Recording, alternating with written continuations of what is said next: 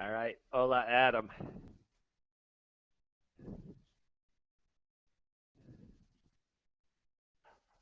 This is Tom Duty, middle-aged American living in New Jersey near the Lincoln Tunnel. If you were to visit my website, you would type Howdy Doody into Google.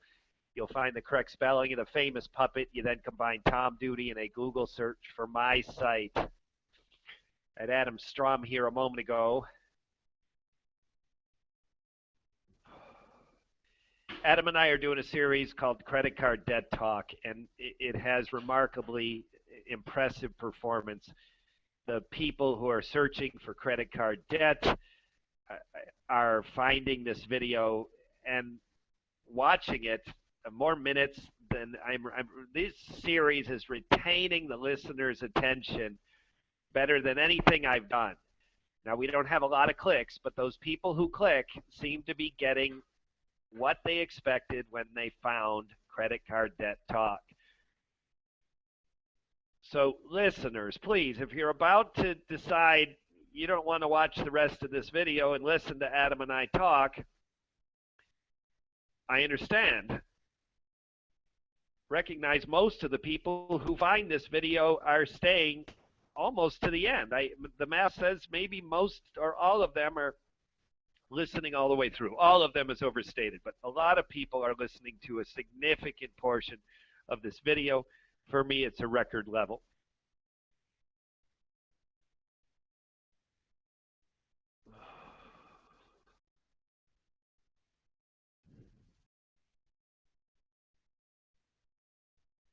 And I lost Adam.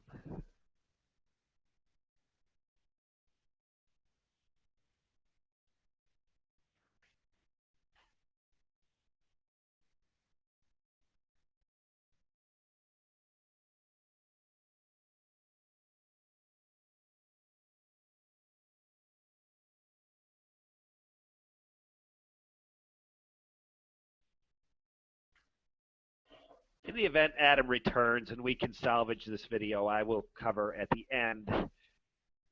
What I usually cover at the end, I'll do it at the beginning. Adam is a founding partner of Financial Rescuers. His website is financialrescuers.com. His partner in this business is George Tadros. George is an attorney in Pennsylvania, also licensed in the state of New Jersey. And Adam has the service center for this business in Arizona. This is in the Great North American Desert near Sky Harbor International Airport. Adam's phone number is 866-516-1985. We got a lead that came off the internet that indicated people had listened to this, and so this video series is doing what we had hoped it would do. And I also, listeners, I will give you reference to our best one to date, which is on my YouTube channel, like the rest of them, Credit Card Debt Talk. Credit Card Debt Talk also has one of them has a distinctive title, Credit Card Debt Talk, Credit Score. So the fundamental problem that people hesitate to get into debt programs like the one Adam and George have is credit score. There's a basic idea that people's finances take an immediate step forward when they get into the program. They go delinquent on their debt, and they begin to save to pay their debt. So the combination of those two things is a winning formula. When they go delinquent, the debt gets cheaper, and they're beginning to save to pay that debt, and then the two points come to the correct timing. The debt gets cheap enough, their savings get big enough, and the debts get paid. So this is an immediate step forward for the clients. However, it doesn't feel like an immediate step forward for the clients. Adam, I'm kind of rearranging because we had tech problems. Are you there? I'm here. All right. So just let me continue, and then I'll kind of bring you back in, and we'll do what we do weekly. So you got it. What Adam and I realize is that the client experience is negative initially, that none of their debts are paid yet. They're getting collector calls, threatening letters. Their credit score has crashed. Their experience is negative, But if you looked at them from a professional perspective, you know that their finances have taken a step forward. They don't really start to realize the benefit until their first debt is paid. This is, again, on my YouTube channel, Credit Card Debt Talk, and I put the distinctive title, Credit Card Debt Talk, Credit Score. So with that, Adam's returned. Adam, I just thought dinner is very soon for me, so I just thought we'd talk about my middle-aged receptionist work for you this week, and I'm going to kind of refresh my memory on who I talked to, and you can sort of comment on the clients you want to. But we have one woman who is in Maine, and she has got a summons. She has been sued. It is her first lawsuit. We have another one in Oregon who Yes. not only got sued, but then the lawsuit ended up in her local paper, and she was truly panicked. We have another one who is at the end of his program. Everything is paid, and the banking systems that you're involved with took another payment that was in excess of what they should have taken. And then it seems to me there was a very minor one. That was the one that came along with the main call, Adam. The woman who, it seemed to just be a collection letter. So I'll remind you of those and let you go. Which one? Let's take them one by one. All right. Start with whichever one you want. Well, do the easiest one first. You got the woman. She didn't seem panicked. It seemed like a collection letter. It seemed routine, and you probably talked to her in more depth. You talked to her very soon after I talked to her. So was I right? Within minutes. So what happened? What happened was she just needed to know how to get those letters into us so that we can take action on them. But I didn't think any action was needed, Adam. It seemed like it was early. No, action wasn't needed, but with that collection letter, we're able to start negotiating that debt if we feel that it's in the right place. Okay. And it was in the right place, so we wanted to get that letter into us as soon as possible. Adam, show us Walgreens. I see you're at Walgreens. Did you get it? Yes, we want to see the sign for Walgreens. No. I needed to hang on. I'm gonna take the screen to you. Yeah, there it is. Okay. So Walgreens, Duane Reade is the New York City chain that has been bought by Walgreens. So I think the world's drugstores are slowly becoming Walgreens and nothing else. So Adam, Nope, not true. CVS holds the other half. All right. So Adam, nothing else on her, right? No, she was a simple matter of giving her our contact information. Now, Adam, she is early in the program. You have not settled anything for her yet. Am I correct? We settled one debt for her already. When she came in, it was delinquent, and they were threatening, and they settled for 32%. Okay. All right. So moving on to Maine, the woman who's held her hands on a summons with her name on it, and she was sort of panicked. That would be our main friend, Mrs. C. And I did speak to Mrs. C this afternoon, and she was laughing when we hung up the phone. Okay. The fact of the matter is the lawsuit has no teeth, and we do have an attorney in Maine who will be defending her in court. Okay, so as part of our program, as I've mentioned in the past, we provide local attorneys to prevent just such lawsuits from going forward against our clients. So will she go to court? She will not need to go to court. Okay, but she can if she wants. There won't be a court date. Our attorney will get a continuance, which will last at least 4 to 6 months, and in that time, I'm sure we can get it settled. Wow, 4 to 6 months is a bunch of time. Your attorneys, Adam, is that something an amateur could do for him or herself, or does an attorney work special? An amateur, for him or herself, without an attorney's help, can get an extension for possibly up to 30 days. Yeah.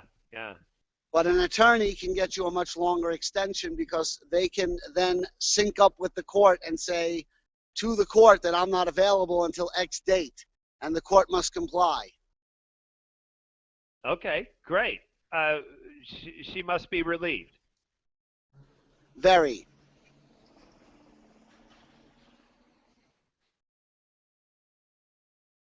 Storm's coming.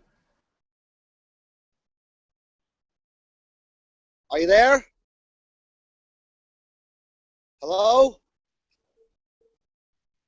Adam, I said she must be relieved. She's very relieved. Like I said, by the time we hung up, she was laughing and looking forward to the Labor Day weekend. Good, good. The timing of your call was good. Let's move out to Oregon. And you've got someone whose name is in the paper, and she was panicked. Yes, and Oregon is a weird state that way. It's the only state I know where whenever you are civilly taken to court, it gets published in the newspaper, regardless of whether or not you're guilty of anything. And I find that to be abhorrent behavior. It's nobody's business that there's a civil suit with your name on it unless you're found guilty. She hasn't been found guilty of anything, and yet her name is appearing in the newspaper as being sued by a creditor. Yeah, but it's just a matter of taking a public record and putting it in the media. That should be something we all realize that can happen. We explained that to her. She's a little less panicked, but she's trying desperately to avoid it happening again. And I think it's one of those mental hang-ups that some of our clients have, because that's not what's important. What's important is she's more than halfway through her program. She's close to being debt-free. And whether or not her name should show up in the newspaper in an obscure section that only 1 in 10,000 readers is going to look at really shouldn't bother her so much. It's not just 1 in 10,000. It's like she's scattered on the internet. This is small town news, Adam. I know how this stings with a bitterness that people never forget. Well, I'm sorry to say that's the practice in Oregon, and there's no way to avoid it. Right. They might only have 300 readers, but those 300 readers are fellow community members, and people hate to be in there. Again, I can understand all of that, but it's a very small price to pay. Right. So, Adam, the reality of it is the people who are still current on their debt are throwing away their money and throwing away their financial future. They are not in the newspaper. Those are the ones that are making bad choices for themselves. This woman has taken a step forward in her financial life, and yet she's getting what she sees as negative attention. She could probably never turn this for herself, but she's in the newspaper as doing something people should be proud of. Oh, yes, but that's not how it's interpreted. Yes, but. All right, let's move to the guy where you took a payment that you shouldn't have. What happened there? Well, we didn't take the payment we shouldn't have. Global processed the payment that had been turned off by mistake. That client, by the way, made the biggest mistake a client could make. Okay.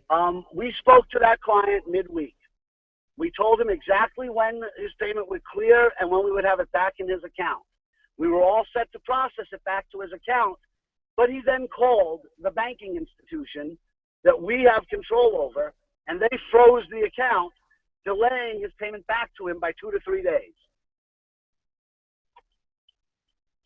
Okay, Adam, I remember I talked to that. You want me to, he made a mistake and you want to say he knows better, right? I'm going to tell you that he did know better, because I said, you might want to call Global. He said, no, I know not to call them. They always send me to Adam. Right, but he did call Global, and then Global froze his account as per him saying that something had gone wrong. They immediately freeze the account, which then gave us no pay. Right. Banks are big on freezing accounts. When they don't know what to do, they freeze the account. Well, it's a smart move in the case of fraud, but this wasn't fraud. This was an accidental bank transaction that we had set to reverse. Right. But that reversal got canceled when he called the banking institution. What he should have done is, after we assured him that on Thursday morning his money would be back in his account, wait for Thursday morning. If it's not back, then call the bank. All right, Adam, for the sake of a broader audience, rather than the conversation between you and your amigo Tomas, would you explain who Global is and give a more broad explanation of what happened? Global Client Solutions is a third-party escrow company. They are a bank and full standing FDIC insured. Our clients at Financial Rescuers have an account open for them at this third-party escrow company to hold the funds we will use for settlement. So every month when a payment is made, it goes into this escrow account.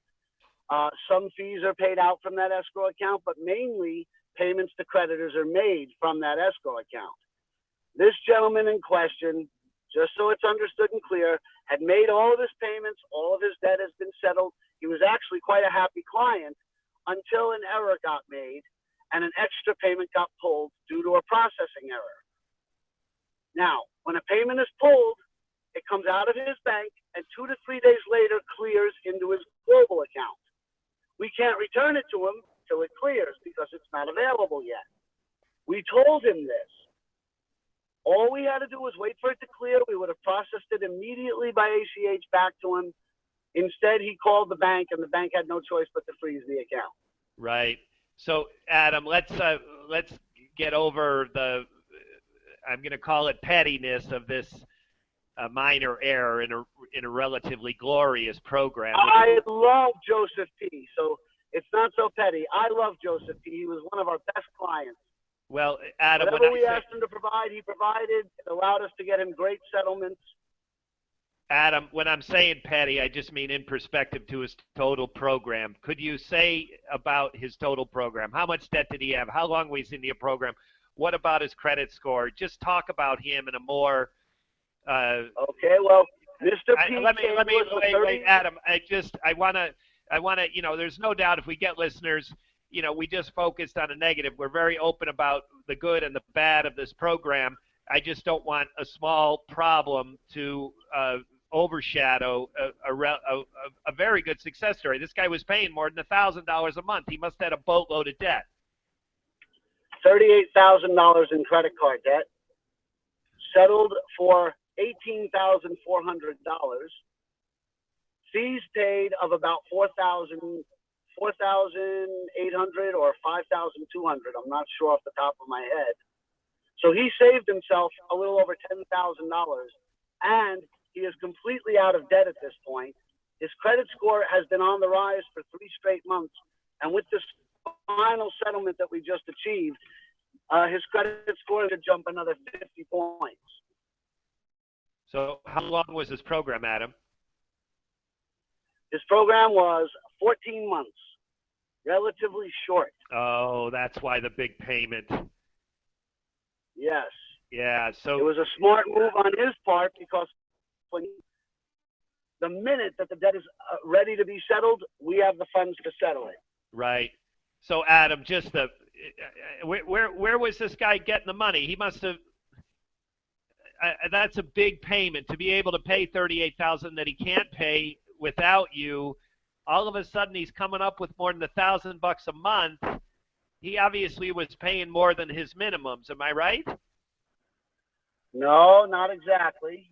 He was paying almost what his minimums were because he had defaulted on a couple of cards, which raised their rates to the default rate of 39.99%. Yeah. Oh, okay. So Adam, in addition, he had a medical problem that prevented him from working and was receiving medical paid leave, which is smaller than his usual paycheck. Right. So, but thanks to ASWAC covering his bills, he had the entire amount to put in the program. Adam, just say in general how that. I mean, obviously this was a faster program, 14 months. This is, I mean, from your standpoint, this is charmed. When the creditors say we want the money, you're actually coming to them probably before they're suing, before they're turning it to attorneys and that sort of stuff. So this makes it easier for you. Could you talk about the programs to long and what that means in practical terms? The longer your program, the more negativity you have to face.